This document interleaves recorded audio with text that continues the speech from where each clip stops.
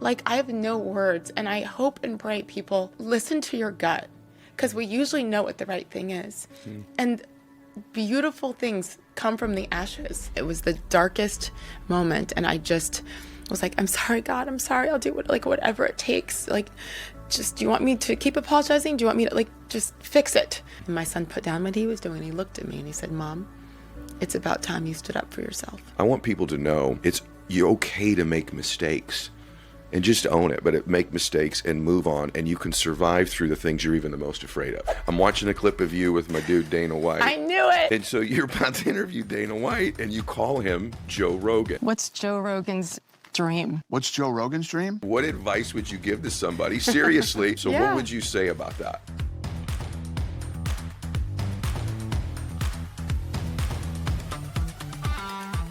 So you know how when you're doing something that's good for you and then you stop doing it, all of a sudden you feel, what the heck changed? So here's what happened to me. I've been feeling great for like a year and a half. It's because I've been on IM8. Then we moved to our place in Maine and I didn't bring my supplement with me. So if you've been looking for something easy to stick with that actually makes you feel better, this might be it. For me, it absolutely is something I rely on. And I notice when I missed a few days. So give your body what it deserves with IM8. Go to im8health.com/ed and use code ED for a free welcome kit. 5 free travel sachets plus 10% off your order. So seriously, this is one of those offers you're going to wish you jumped on sooner. That's im8.com/ed and use code ED for a free welcome kit, 5 free travel sachets plus 10% off your order at im8health.com/ed, code ED. These statements have not been evaluated by the Food and Drug Administration. This product is not intended to diagnose, treat, cure, or prevent any disease. All right, you guys, welcome back to the show. I've wanted to talk to this woman for about 4 years. What? Well, you've had a little interesting run here the last 4 or 5 years. And I want to learn about the behind the scenes a little bit. You guys all know her from probably ESPN, 16 years at ESPN. Yeah. She's covered everything from the Masters to the NBA Finals, you name it, all the best sporting events in the world. She's a really interesting woman. I've had a chance to watch her speak a couple times now. We've been on the road together at different events, which is actually what we're doing here. But I want to pick her brain about what happens, everybody, when your whole life kind of gets flipped upside down. Because I know a lot of you that are driving in your car right now, or you're on the treadmill, maybe you're at that point of your life where I need to make a switch, or life is switching on me. And that's what happened to this woman, and I want to pick her brain about what it felt like, what she did, and how she got through it with Sage Steele. Welcome to the show. Hi, thank you so much. I didn't even know that you knew who I was before 2 months ago. Oh, of course when we met on the road. Remember? No, of course I did. Thank you. So your life kind of blew up. Yeah. Right? The first part, I guess, before we go through the blow up, tell everybody sort of the genesis of what happened before the blow up. What happened?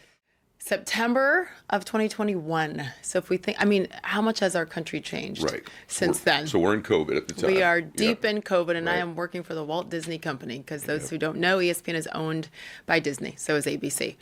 And they had mandated that we all be fully vaccinated by September 30th, 2021, or we would all lose our jobs, be fired. Mm-hmm. And we had plenty of notice about it. I remember in the summertime talking about it with my agent, thinking, this can't be real, right? They're not forcing us to do this. I mean, this is all so new, and we don't know enough about it to force it, do we? And I kind of ignored it. And then it got closer and closer. My agent's like, you got to make a decision. And of course, he assumed I was going to do it. Yeah. And I did a lot of homework, honestly. It's not just for me, but I have 3 kids. At the time, they were high school and college. And I have to do my homework. That is my job as a parent. And I just realized that a simple Google search taught me a lot. That the FDA on average takes between 6 to 9 years to approve a vaccine usually. And we're shoving this down our throats in a couple of months. With a lot of, and I think even at that time I felt political pressure that Donald Trump had originally been under in 2020 when it all hit, and they were like, get it out there fast, and he did it, Operation Warp Speed, I think it was called. And then when Biden came in, and it was a whole different vibe, but hey, we're going to force it. And it just didn't feel right. I'm no doctor, I'm no scientist, I'm the opposite of that. I talk about football and basketball and baseball. That is not my lane. But it just didn't feel good. And so I said, I don't want to do it. And my agent said, well, you're going to have to get some sort of exemption, and religious or medical. And I said, well, neither one of those really apply. It's just that I think it's wrong to force somebody to do something to their bodies, period. At the end of the day, I took the shot. Okay. And still haven't fully forgiven myself for it, for caving. But I was afraid. You're afraid. And I had, like I said, 3 kids. I was recently divorced, and 100% of the financial burden was on me for everybody. And so what do? You weigh it, right? And okay, I'm going to stand on my principles because I'm afraid. Maybe the shot's fine at that time. Maybe it's not. We don't know. It just doesn't feel right. But I have 3 mouths to feed and a lifestyle to keep up as I'm sending 3 kids to college. That's real. Yeah. It is real. It's real for a lot of people too. That's why I wanted to ask you. I don't want to interrupt you, but a lot of people, are in situations where they might like to speak up about something, but they've got this choice between, staying in line in their life, even being on social media for some people. I'd like to speak up about what I think or what I believe, but I think a lot of people, by the way, including myself, I don't. I just decided after a while, it's like, that's just not the lane I'm going to be in publicly. Well, I think it's smart.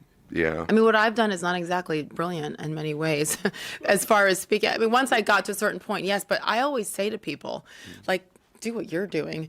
I mean, I am the poster child for what happens when you speak up, and I'm one of many. So I don't want to deter people from it, but the reason why I assume you decided that is because you see what happens, you see the ramifications. Yeah, I think also probably in my case, I just feel like there's enough people filling that vacuum in my space, in the podcast space, that sometimes people want to come, kind of like sports, frankly. Yeah. Sometimes people would just like to watch the game and not know all the time what every athlete thinks about every single issue. So I think sometimes on my show, but I really admire somebody who says, no, this is what I think. And eventually you did that, right? You were on a podcast, I guess is what happened, right? And made mention of this. Damn podcasts, see what happens. You just loosen up and you just start next thing you know. Yeah. And so you kind of say something on a show and then tell them what happened. Yeah, I had actually come from getting the shot. September 30th, 2021. D-Day. That means you had to, pretty much. Wow. Yeah, it means I had to be fully vaccinated 2 weeks prior to make sure it all was in my system. And I was to the point, literally, I didn't know as I was pulling into the parking lot at a grocery store where they were administering these shots to get it. And I sat in my car for 20 minutes crying, like, what do I do?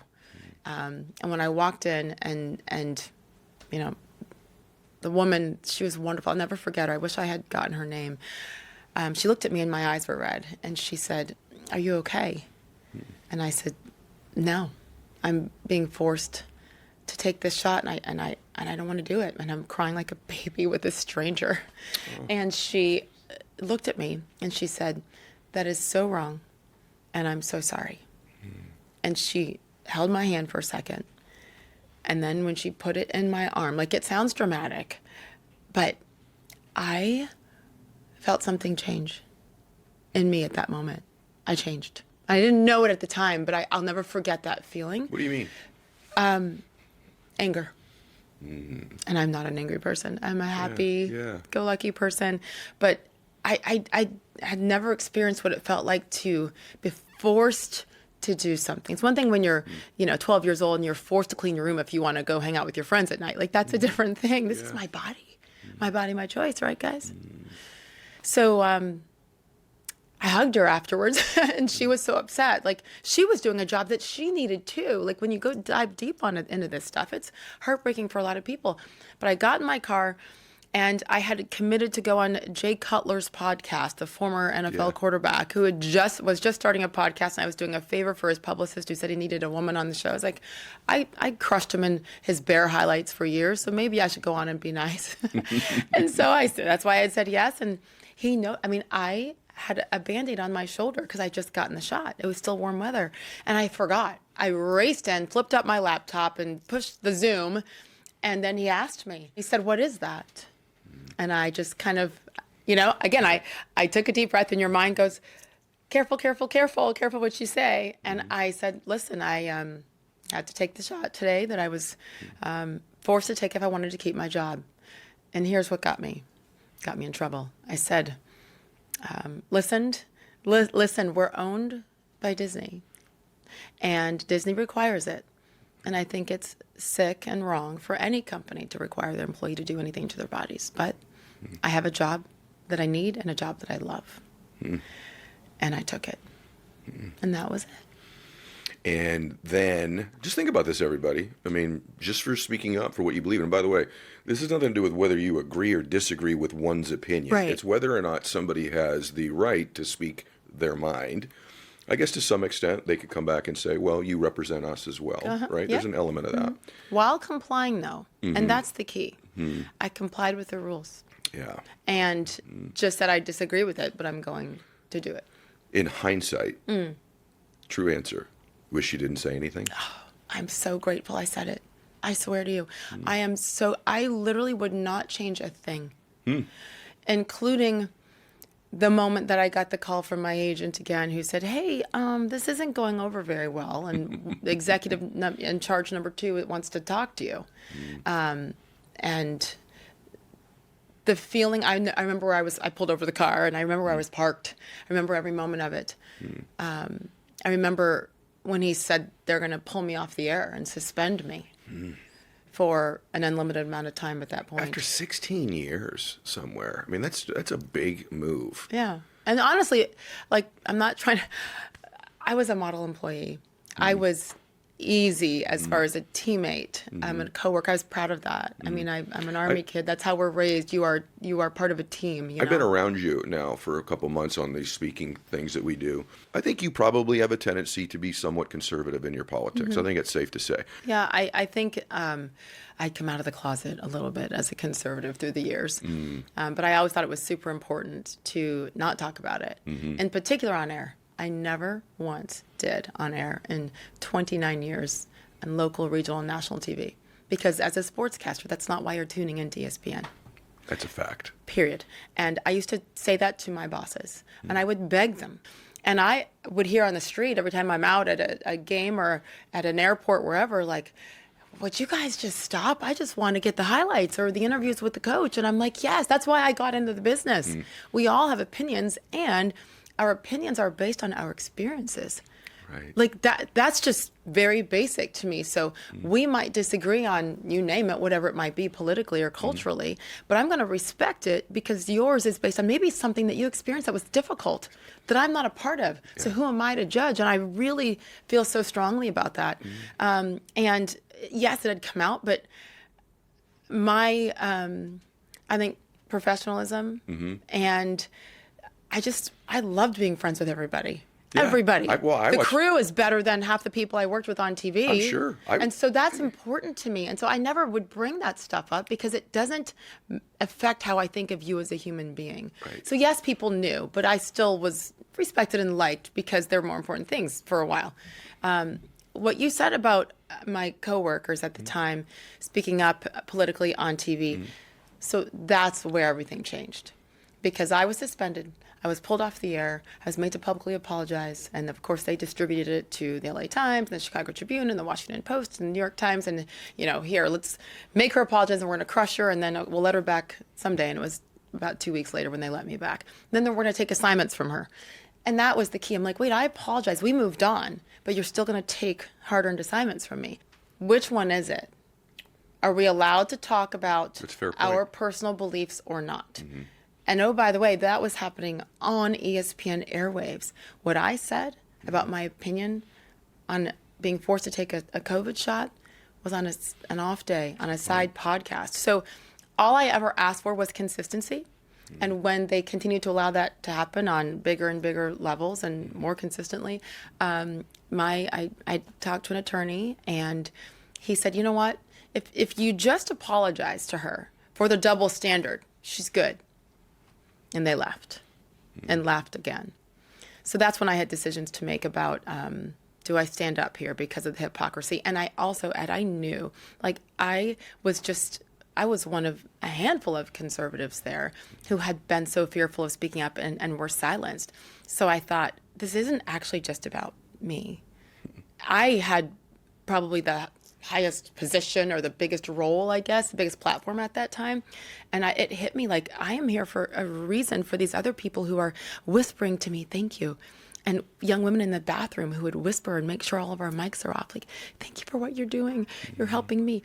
And that hit me hard, where I felt I would be a failure to them if I didn't speak up.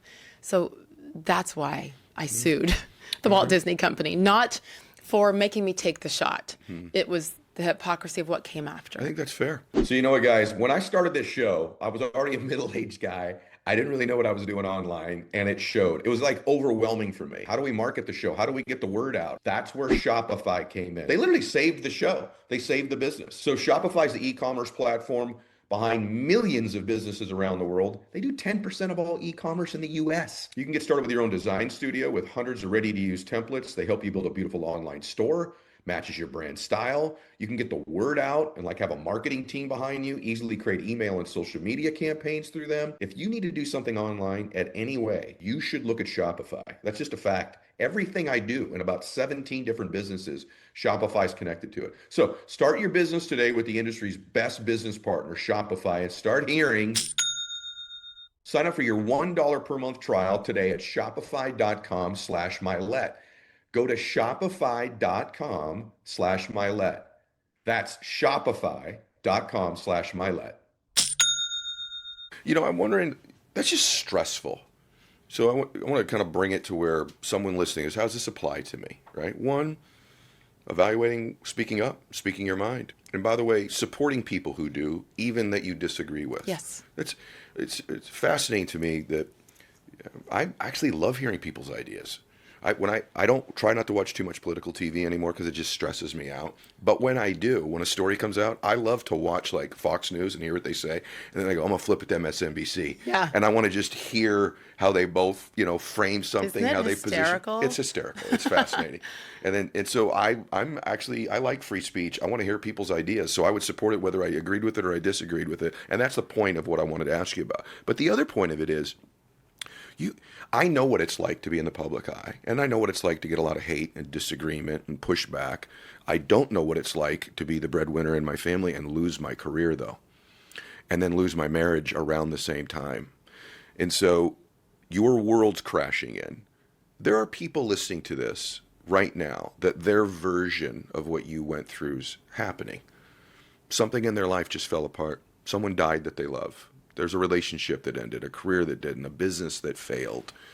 How did you get through this? And what advice would you give to somebody that came up to you at Starbucks? They said, Sage, your story inspires me, and I'm going through my blow up of my life Armageddon. What would you say to them? Yeah. Well, there isn't just one way, that's for sure. And it might be different for each person, but prayer that I was doing, but not enough of, and to really mean it. And to really give up control and ask for help and guidance and clarity. And it came awfully fast when I did that. Really? Yeah. But it started at the darkest moment. So when I was suspended, and at the time, Twitter, it was still Twitter, not Elon's X, and just a different world. And I had colleagues I was working with who went on Twitter and said all the things about me, and it was allowed once again, like all the, and threats. Threats to me, serious threats to my children. And I remember just curling up in a ball, put the blackout shades down and curled up in a ball in my bed and was sobbing like, what have I done? I'm so stupid. Like, this is my fault. And I was as sick as I've ever been in my life from COVID. From COVID after I got the shot that was supposed to prevent all this. So all of this at once, it was the darkest moment. And I just was like, I'm sorry, God, I'm sorry. I'll do whatever it takes. Like, just, do you want me to keep apologizing? Do you want me to just fix it? So scared. And my mom and dad are my life, besides my kids and my husband, obviously, but my mom and dad have picked me up at times when I didn't think I deserved it. And my dad still is, but at the time was undergoing chemotherapy. Oh my gosh. And wow. he and my mom got in a car and drove up and picked my butt up off the ground because I was broken and I was done. And I wasn't allowed to see other people because I was contagious. And so my kids were with their dad and I was alone for 8 days. My mom and dad said no and came and picked me up. My dad, who's a a retired Army officer, a West Point grad, tough guy, tough as nails. He has empathy. I'm his little girl still. But he's like, okay, you have a choice to make here. Like, are they going to win this?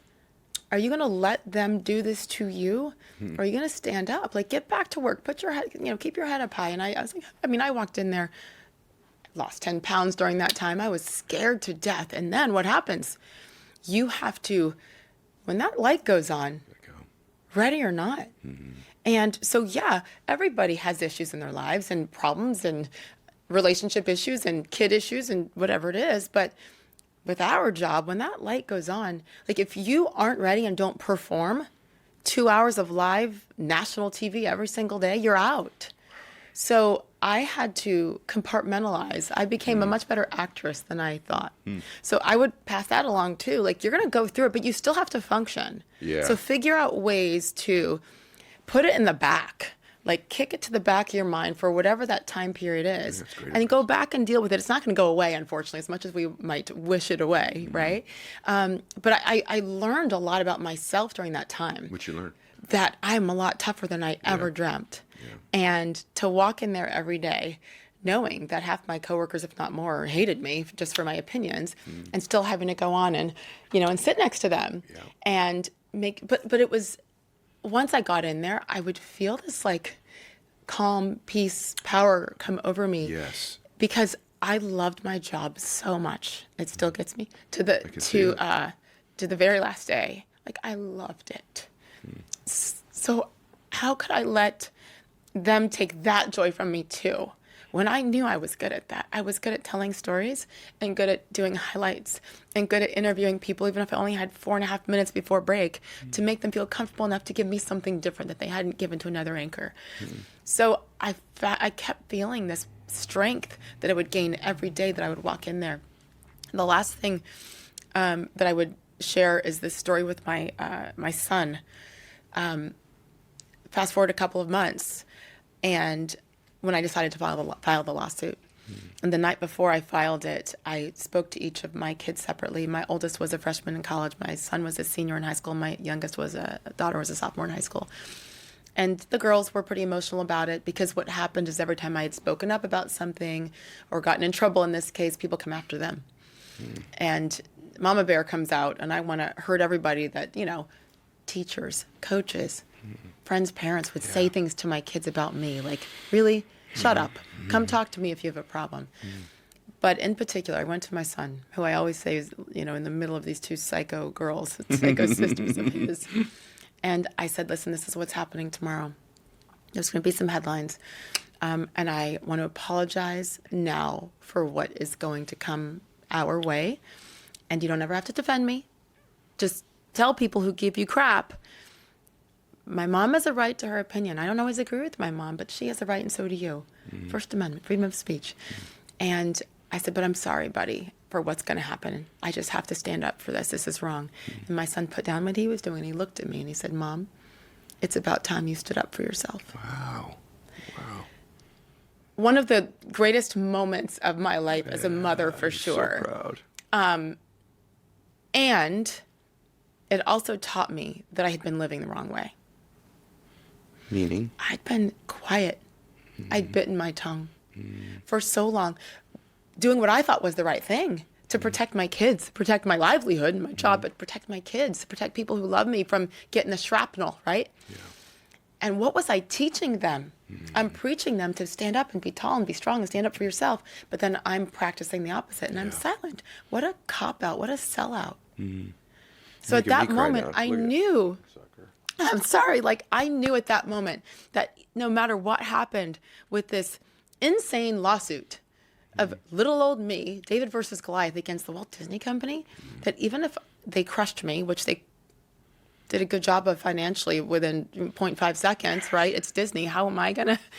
But even if I lost, I would have won, because my kids saw that their mom was like, enough, no more. And then I know now that they're not going to wait till they're 50 to take a stand. And then I didn't lose. I settled out of court. It was a win, but for the sake of principle, not money or anything else. It's like, don't you dare. So that's why your original question about I wouldn't change a thing. Yeah. Because most importantly, my kids, they're going to live differently because of what they saw me go That's so through. beautiful. By the way, what the heck happened to us as a culture? I know. What the heck happened? It's like, I probably only cried 5 or 6 times on the show. You just got me. Sorry. I'm just picturing you at that time, Sage. It's different just when you hear a story, but I can picture it like the world's crumbling and this woman's going to stand up. But what happened to us? We're like, I think one thing about taxes or whatever, and you think another, and now we hate each other. What the heck happened? It feels like it's the last 10 years or so this has happened. This wasn't, when I was a little boy, that was not how we treated one another. You're right. It's just crazy. I mean, it makes honestly, me so emotional it that is, humans treat one another now. It breaks my heart, too. And it started, I think, people didn't feel it, but probably 2008, 2009, 10. That's when I felt it. And I guess we need to, at some point, as a society, dig into the why. But the key is, where are we today and what do we do with it? I will say, I'm mad at myself for taking so long to figure it out.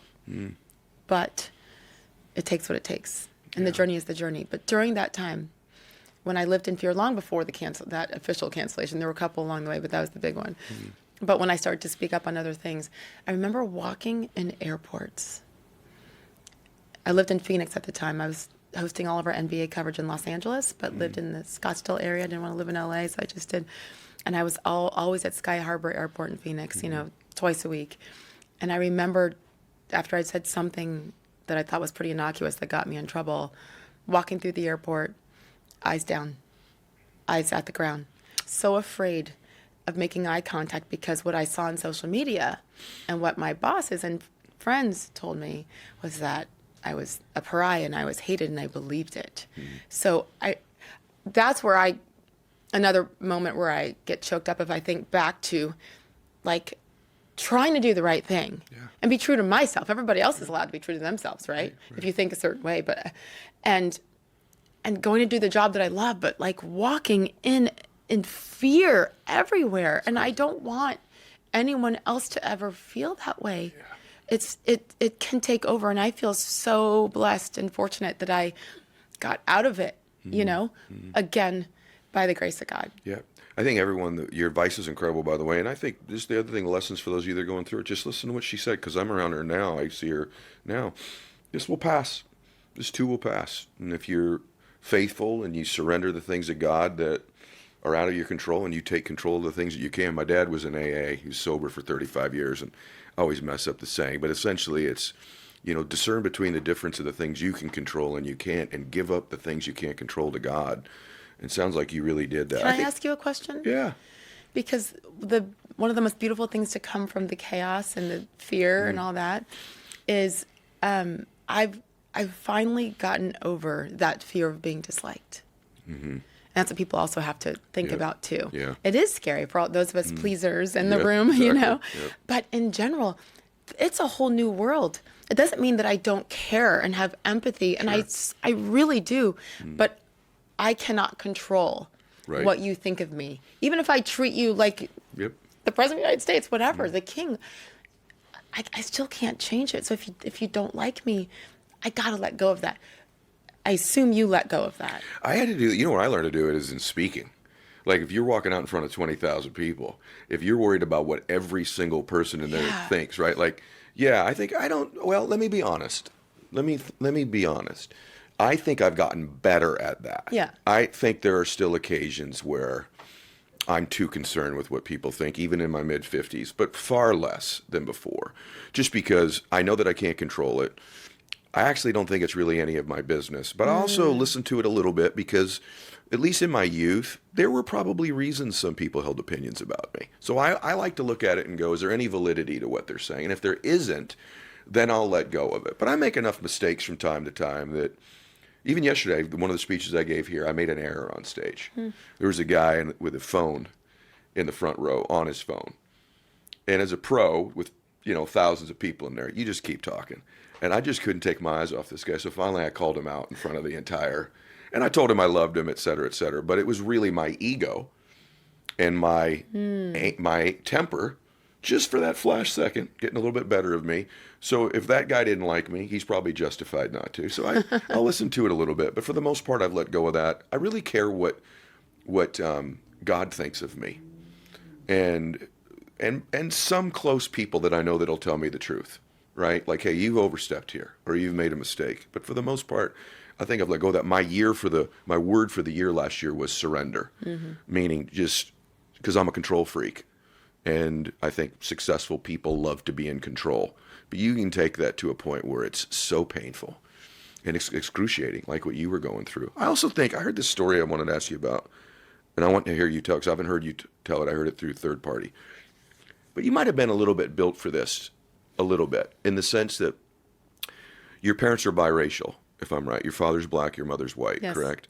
And they chose to do that at a time where it's not quite as acceptable as it is today. And even today, for some people, for some fringe crazies, it's still not acceptable. But there's this story tell the story, if you would, about your dad writing a letter to your mom's dad.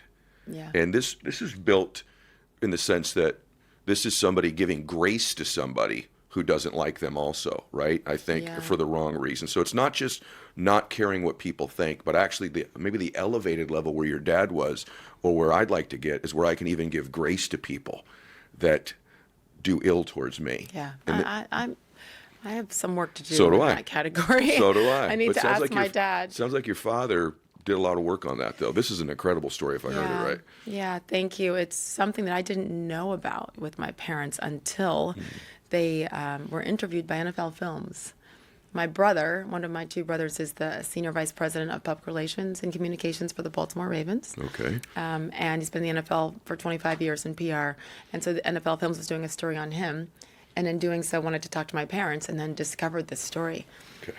I didn't know it until they told it on camera. Wow. And basically, 1971, October of 71, my parents got married. And my mom's parents were not there. They chose to not be there.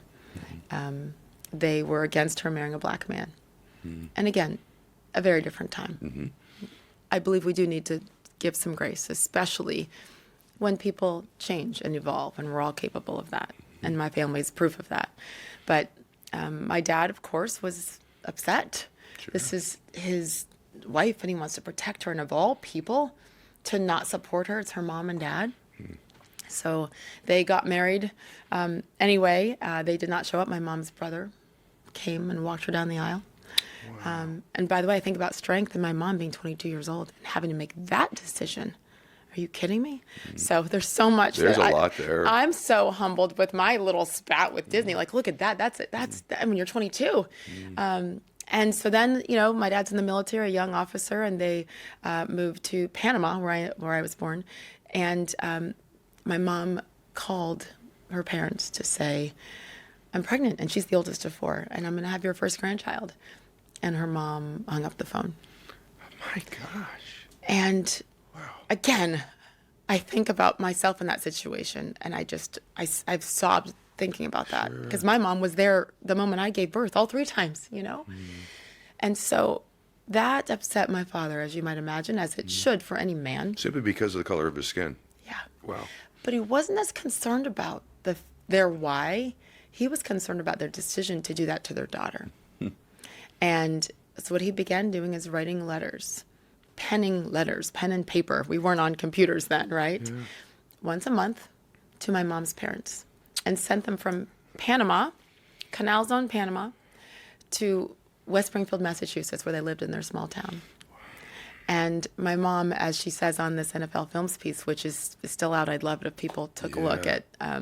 Gary Steele is my dad's name, and it's the most beautiful piece that I cry every time I watch it, and I've watched it 10,000 times. And my mom says on the piece, like, I don't know why he did it. I kept telling him, they're not going to read it, they're not going to answer, and you're wasting your time. Wow. And my dad looked in the camera and said, they needed to know that I was taking care of their daughter. This black man was taking care of their daughter. And then he said it was the harder right, because he's ticked off The harder right comes from West Point, where he graduated, and it's part of the cadet prayer that I try to share whenever I'm given any platform. Help me to choose the harder right instead of the easier wrong, and never to be content with a half truth when the whole truth can be one. So in that moment, my dad chose the harder right once a month to write that letter. Almost 7 years later, there was a meeting. My mom's youngest sister hosted Thanksgiving. Didn't tell my mom and dad that the parents were going to be there. Didn't tell the parents that my mom and dad were going to be there. They walk in, assigned seats. My aunt sat my dad and my grandmother next to each other. And in this family, we hold hands when we say grace, a blessing over our meal. And her mother wouldn't do it. And she said, the younger daughter said, Mom, in our home, this is what we do. She did that to my dad, and he held her hand tightly. Oh, my gosh. And later that day, on Thanksgiving Day, my grandfather, my mom's dad, kind of apologized. We found out later it really wasn't his idea. This was more my grandmother who struggled so much. My grandfather went along with it. And he said, listen, Gary, I'd like to put all this behind us and, start over. And my dad said, okay. Wow, he did. But we will move forward. I will never forget what you did and didn't do for your daughter, my wife. But I will forgive. And today is day one. And we go forward from here. Oh, my gosh.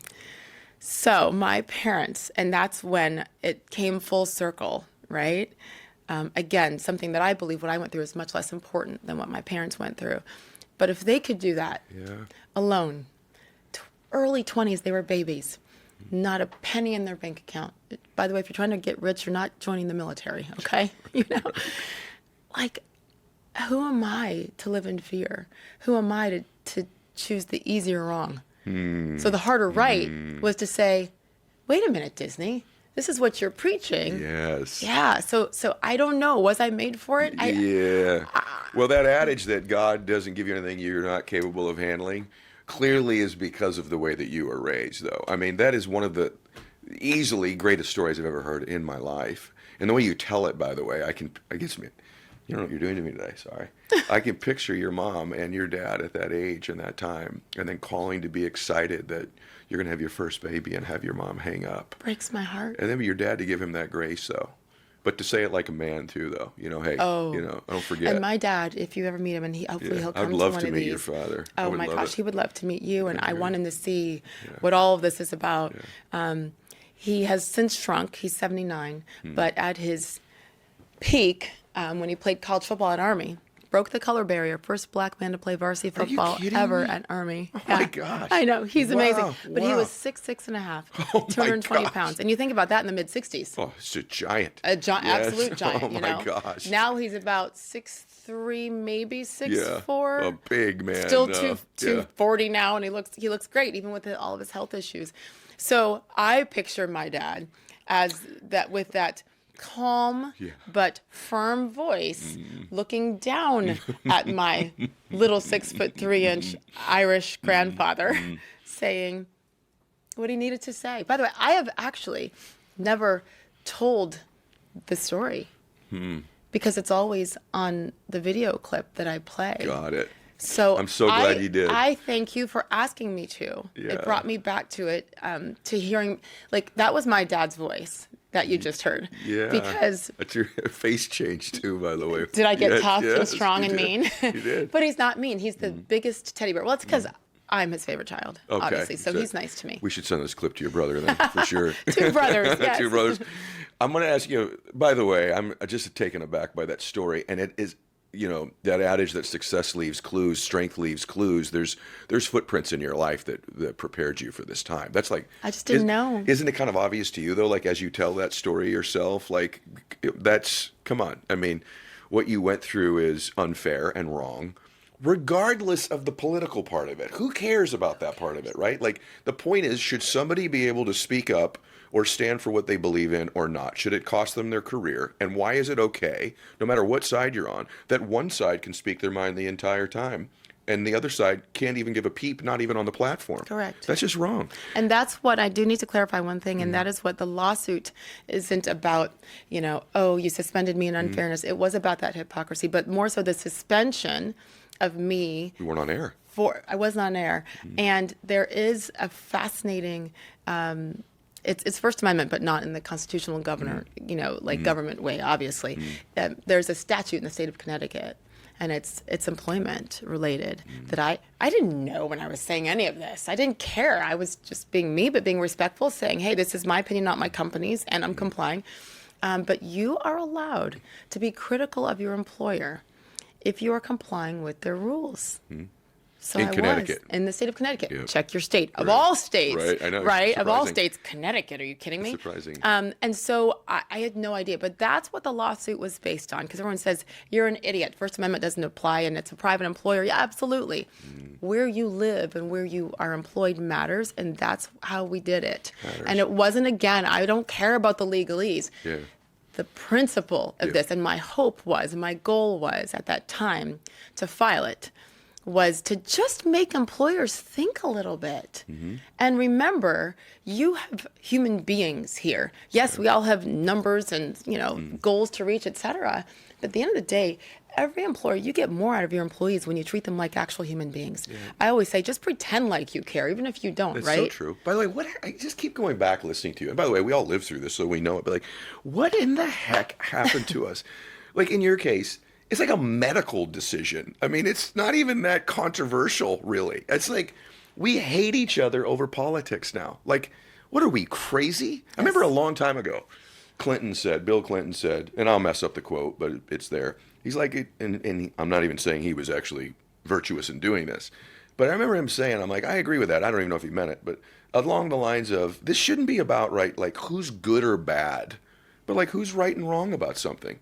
And even if you think someone's wrong, it doesn't make them bad or evil or sinister Correct. or your enemy. It's just, especially people of faith. What's Yes. wrong with us? Like, this is your brother or sister in the body of Christ, and you're going to hate them because they got a different opinion about a gun or a different opinion about taxes? What is wrong with you? Well, but there's the problem is sometimes when the truth does come out, and in this case with COVID, there's no accountability. Right. Like I was actually right. You're right. And Yeah. I wasn't rocket science, by the way. It doesn't take much. But like sometimes if people come back with contrition and are accountable, then that helps. I Sure mean, that's does. the human element of it.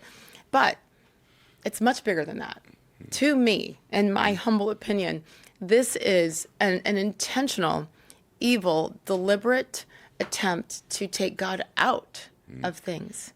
That's what's missing. So you've seen the buzz, but let me give you the inside scoop. Live shopping on Whatnot is exploding right now. I've watched the shows firsthand, and I've seen Whatnot climb to the top of the App Store.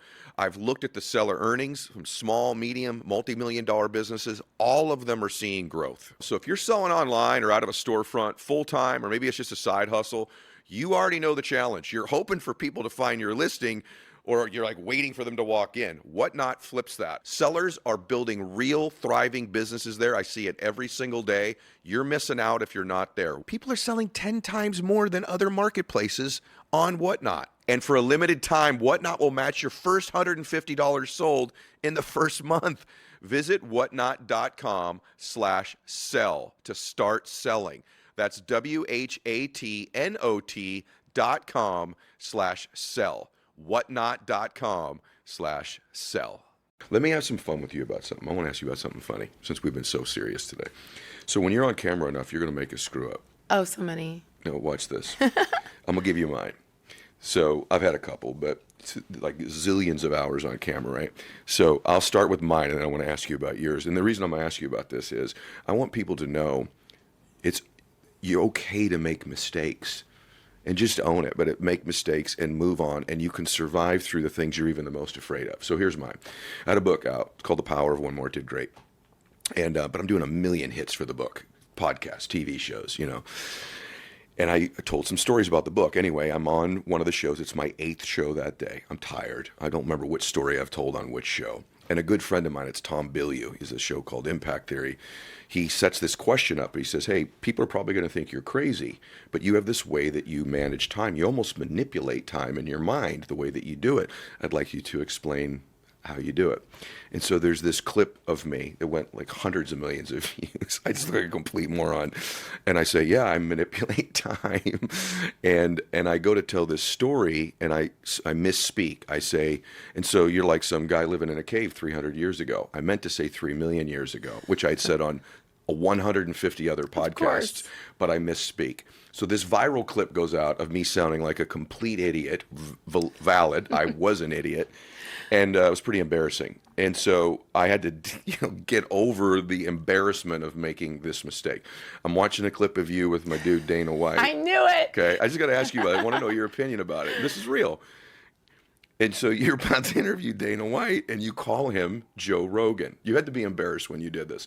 What's the story behind that? And then the reason I ask you, I'm getting you right now. I love it. You didn't know I was going to ask you.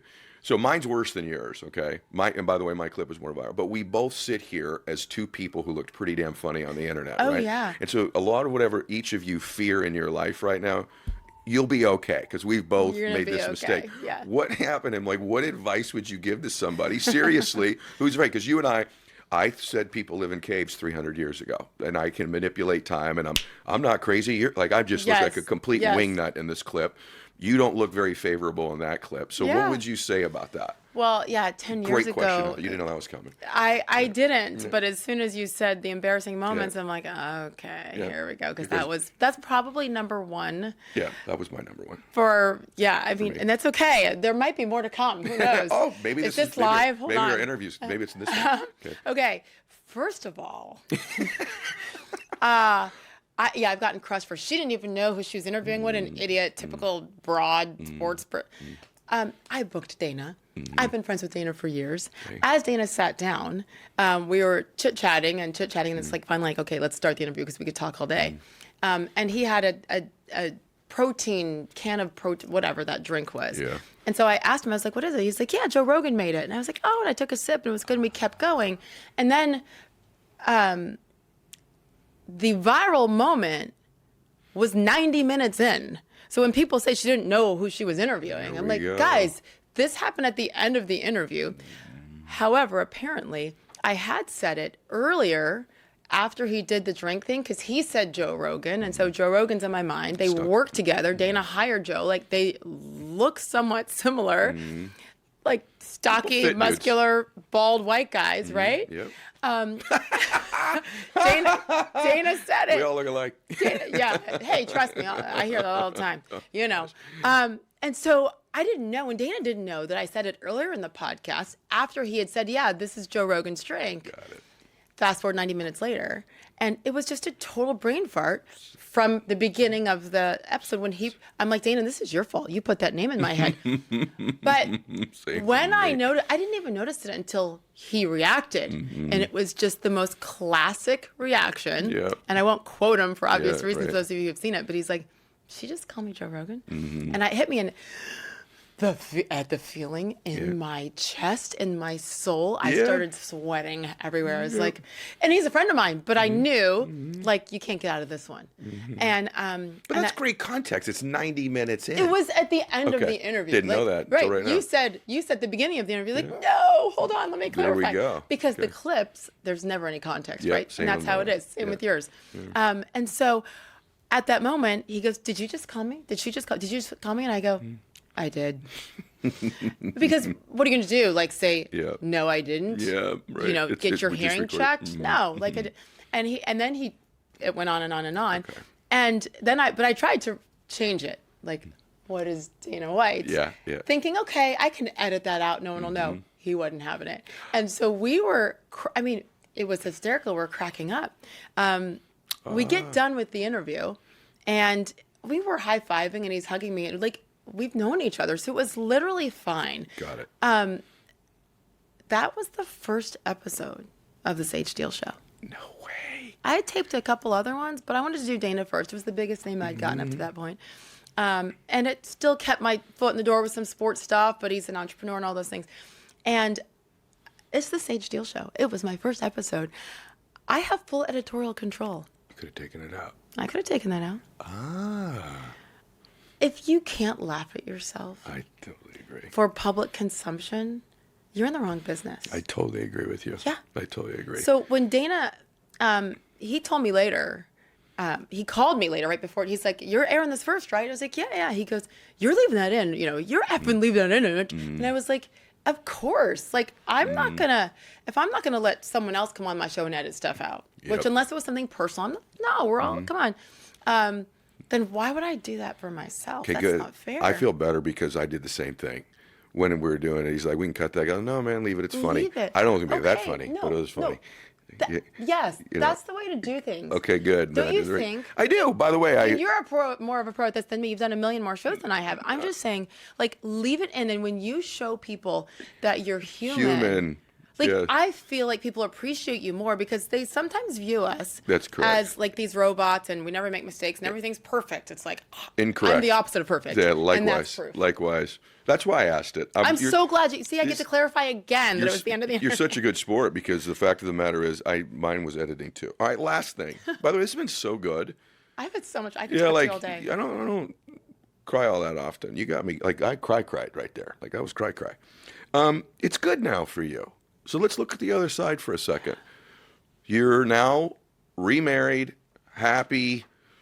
Your career seems to be flourishing. I assume everything in your family is great. I know your dad's health, you said, wasn't great. But, like, take us to the other side. Like, is it somewhat sweeter from the standpoint that, your whole life, marriage, finances, career, all goes away, and now you've got it back. God's been so good to you, and you've So worked good. your you-know-what off as well. What's it feel like? Because the same people watch this. I want to get to the other side. What's that like? My lawsuit settled. I was in a mediation in a court in Los Angeles, California on August 14th, 2023. And when it settled, I put my head on the table and I just sobbed. I sobbed. I won. And I was so heartbroken that it took that. And I haven't thought about that moment often because it's hard to, even though it was like a good moment. Yeah. But it was like, gosh, did it have to come to this? And now, what the hell am I going to do with my life? I worked up to the very end with the pending lawsuit for 16 months every day. I was still on TV. So I couldn't afford mentally, I didn't have the energy. Wow. Or the ability mentally to focus on what's next because I was still on live TV every day until that day. And I didn't know where to go. I didn't know what to do. I thought about another show at some point to try it on my own, but never to do it on my own. Like I thought I'd work for someone and they'd help me with the show. And I just remember getting back on that plane and just to go back to the East Coast. I lived in Connecticut where ESPN was and like, what's next? So, it's amazing how God works. 2 days later, I went on Megyn Kelly's show. We had the same attorney. If you ever get canceled, I have an attorney for you guys. Megyn Kelly, me, he's Tucker Carlson's. Chris Harrison, my dear friend who married us 4 months ago, who was canceled from The Bachelor, the host of The Bachelor, and what he went through. Brian Friedman is your attorney, trust me. Good to know. And he had conversations. I went on Bill Maher's show about a month after I settled. And when I was on his show, again, diversity of thought, right? He brought me on. And during the podcast, he's like, you need to do a podcast under my network. I think you're great. And I was like, whatever. He sits there, drinks and gets high his entire podcast. He's not going to remember that he's saying this. And we get off the air and he says it again. And he meant it. So somehow I go from fear that day, sobbing on the table after I settled with Disney, to an offer from Bill Maher to be the first podcast of his new startup network, Club Random. And he brought me on, and here we go. We have a man who thinks completely differently than me that's giving me a platform to do the Sage Steele show, and he's going to run it for me and everything else. Ended up leaving. A lot of changes with him, and we're still friends. It's great. I really respect him. Left and went, okay, now what am I going to do? I'll just wait for the right person to come. And I had some potentials out there for some networks who were going to bring on my show and do all the advertising and all the stuff that overwhelms me with this space. And it took longer than I wanted. And then they came and I realized, wait a minute, I've had to keep myself alive financially to do these shoots, to travel, to find a crew and lighting and editing on my own. Wow. Why am I now going to give it away to somebody? Let me just try to build. Because if nothing else, I know that it's not going to kill me. I'm going to fall on my face again, probably, 1,000 more times. But what I learned through this process, even when the world says you're done, you still get back up. So I kept it going, and now, I'm on my own. And I honestly, I never wanted this. I never wanted to do it on my own because I was afraid of taking on this challenge of running your own business. And I suck at it. Like, I'm really bad. I'm definitely the creative, and I was a producer before I was ever on air. Like, let me do that. And now I have, a nice small team of people who are helping me. And when I say small, I mean my husband, who is a former CEO in corporate America. He knows how to run a business. Thank goodness. Yeah. And then 2 other people who are like my family, my teammates. So I'm learning and letting go with that. Still so much fear every single day. And on January 1st, 2024, exactly 2 years ago, I got all 3 of my kids off to college. I never thought I'd be 51, 52 years old, alone. And I had met my first husband when I was 20 in college. So from 20, first boyfriend, 20 to 47, that's all I ever knew. Clueless in that whole world. So went on a couple dates. Awful. I'm like, I'm an idiot. This is terrible. And on January 1st, 2024, I lived down in Fort Lauderdale, and I got in the water, in the ocean, and I said, Lord, please take control. And I said, from a personal perspective, I hope I'm not alone, but it's up to you. And I said, please don't bring me anybody until you bring me somebody. And just make it really clear, because I'm an idiot. And that was January 1st, 2024. When I say it was like the Sahara Desert, from January 1st to November 12th, 2024. Not a phone call, not a text, not anybody sliding into my DMs, nothing, not a date, not a nothing. Bad grammar. Until that night at a charity event for veterans in Nashville, Tennessee, where I wasn't supposed to be. I just come off the campaign trail with Trump, and I was tired, and I canceled a speech. First time I've ever canceled anything. It was at my kids' college. I knew I could reschedule it. And I went with my girlfriend to this charity event for veterans. And this man walks up to me and says, hi, my name is Dave. You don't know me, but we have a lot in common. And I'm thinking, ugh, what line is he going to throw at me? I've heard them all. His mother and my mother, 32 years ago, in Leavenworth, Kansas, where our fathers were stationed in the military, volunteered at a convent for retired nuns and stayed friends for 32 years, and we had never met. What? And when he walks up to me at this charity event on November 12th, 2024, saying that not only did our mothers do something that involved God, nuns who were part of our families, like came to holiday dinners, watched my brothers play basketball.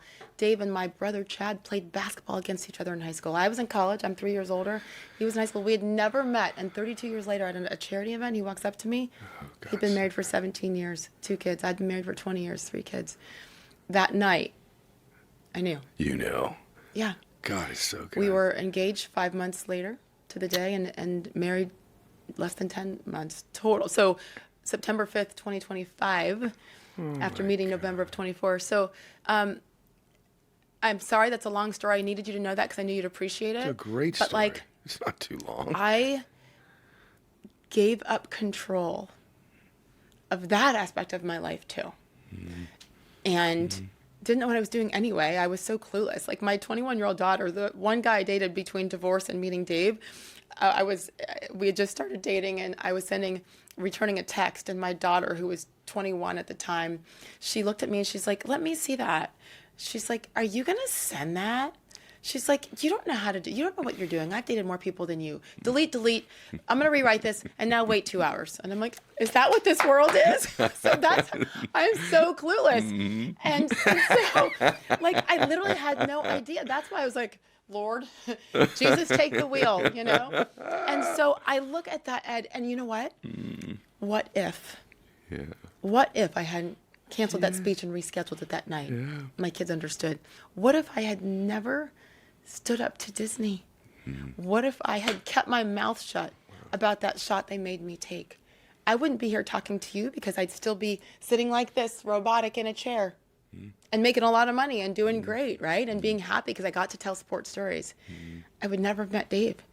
And my kids right now, what they are gaining from having me around more, to be there to help them move into their dorm in college because I would have had to ask for vacation time before, to be there for my parents dealing with their health journeys right now, to have met him. Like, I have no words. And I hope and pray people, like, listen to your gut, because we usually know what the right thing is. And beautiful things come from the ashes. I'll never forget the head on the table crying after I settled with Disney. I'll never forget being in that bed with a terrible case of COVID after taking the shot that was going to prevent it, and people sending death threats. Like, all those things brought me to this beautiful new life. So take a chance on yourself. Believe. You're going to get back up. And don't take so long to talk to God about it. Like, he's just waiting for us. I hate that it took me so long. But the good thing is that my kids saw, and now it's not taking them as long. It won't take them half a century.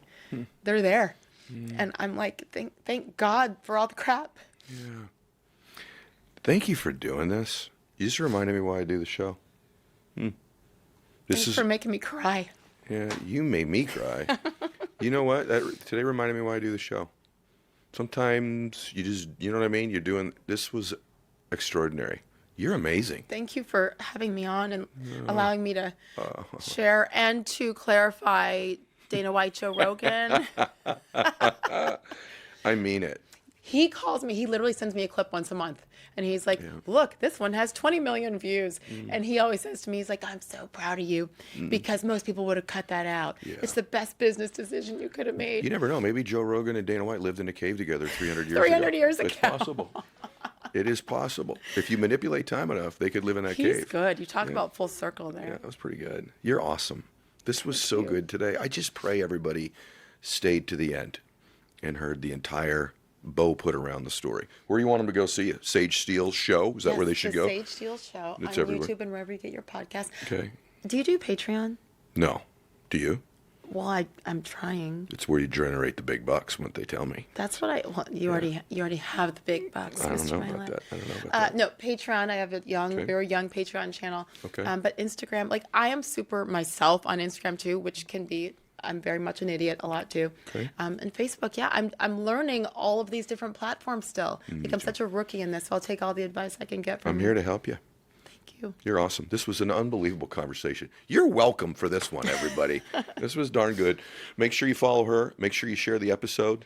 And I want to tell you, God bless you. Max out your life.